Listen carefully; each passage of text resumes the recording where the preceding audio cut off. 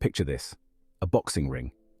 In one corner we have NATO, led by the American eagle, talons sharpened and ready to rumble. In the other corner, it's BRICS, with the Chinese dragon breathing fire and the Russian bear, well, being a bear. It's the ultimate showdown. East versus West, old money versus new money, and enough military might to make a Hollywood blockbuster look like a school play. Who will reign supreme? Grab your popcorn, folks, because this is going to be good.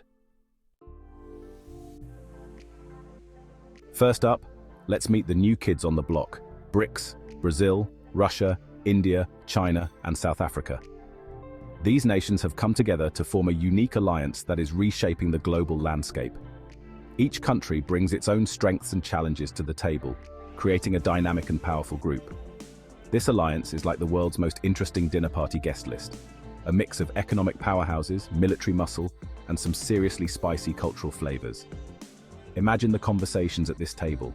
Brazil's vibrant culture and natural resources, Russia's vast energy reserves and military prowess, India's booming tech industry and rich heritage, China's manufacturing might and ancient traditions, and South Africa's strategic position and diverse economy. They're the emerging markets, the rising stars, here to shake things up on the global stage. Each of these countries has seen significant growth in recent years, contributing to their increasing influence. Brazil's economy has been bolstered by its agricultural exports, while Russia continues to be a major player in the energy sector. India is rapidly becoming a tech hub. China remains a manufacturing giant, and South Africa is leveraging its mineral wealth. They may not always agree. Have you ever tried getting 5 people to decide on a restaurant? But one thing's for sure, they're a force to be reckoned with. Despite their differences, these nations are united by a common goal: to create a more balanced and multipolar world. They collaborate on various fronts, from economic policies to military strategies, and their combined efforts are making waves. Whether it's through joint military exercises, economic summits, or cultural exchanges, BRICS is proving that unity in diversity can lead to powerful outcomes. On the other side, we have NATO, the North Atlantic Treaty Organization. This is the old guard, the veterans club formed after World War II to keep things from, ending the world again. Led by the United States, they've got experience, firepower, and a whole lot of acronyms for everything. They're like that friend's dad who still wears his high school football jacket. A little past their prime maybe, but still capable of throwing down if they have to. Let's talk numbers, shall we? When it comes to military spending, NATO is still the heavyweight champion. The USA alone spends more on defense than the next 10 countries combined. That's a lot of firepower. BRICS, however, are catching up. China's military budget has been growing steadily, and Russia, well, they've always been big fans of a good tank parade. It's like a global arms race, but instead of running, they're throwing money at the problem. Manpower, boots on the ground and in the air and sea. In terms of sheer numbers, BRICS has got NATO beat. The combined manpower of BRICS nations is staggering, with millions of soldiers ready to be deployed at a moment's notice. This sheer volume of troops provides a significant strategic advantage in any prolonged conflict. China and India alone have armies larger than the entire population of some countries. With over 1 billion people each, these nations can field enormous armies, dwarfing the military capabilities of many smaller nations. Their vast populations allow for a deep reserve of potential soldiers, ensuring that their military forces remain robust and resilient. No offense to those countries, you know who you are. It's a simple matter of scale. While smaller nations may have highly skilled and dedicated forces, they simply cannot match the sheer numbers that China and India can bring to bear. But as any general worth their salt will tell you, it's not just about how many soldiers you have, it's about how well trained and equipped they are. Training and equipment are crucial factors that can turn the tide of battle. Well-trained soldiers with access to advanced technology can outmaneuver and outfight larger, less prepared forces. NATO still has the edge in terms of technology and experience. The member nations of NATO have invested heavily in cutting-edge military technology and have decades of experience in joint operations and strategic planning. This technological superiority and operational experience give NATO a significant advantage in modern warfare. But BRICS are closing the gap. The BRICS nations are rapidly modernizing their military forces, investing in new technologies, and improving their training programs. They are learning from NATO's playbook and adapting their strategies to meet the challenges of modern warfare. As they continue to enhance their capabilities, the balance of power is shifting, making the global military landscape more competitive than ever before. Air dominance, Flyboys, and their expensive toys. Nothing says I'm a global superpower like a fleet of shiny fighter jets.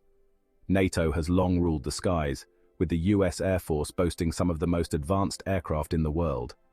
But BRICS are catching up, with Russia developing new stealth fighters and China investing heavily in its air force. It's a bird, it's a plane, it's a whole lot of money flying around up there.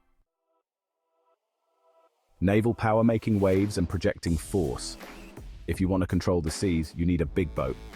Or, a whole bunch of them.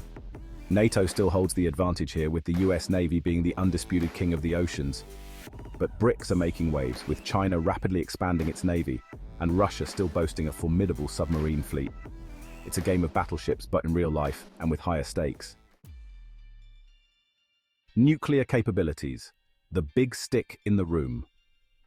Let's address the elephant in the room, or rather, the mushroom cloud in the sky.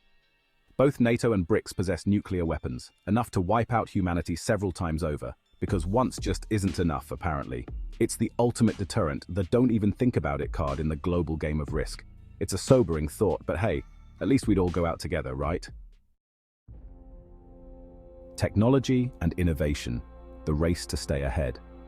In the 21st century, military power isn't just about tanks and planes, it's also about drones, cyber warfare, and artificial intelligence.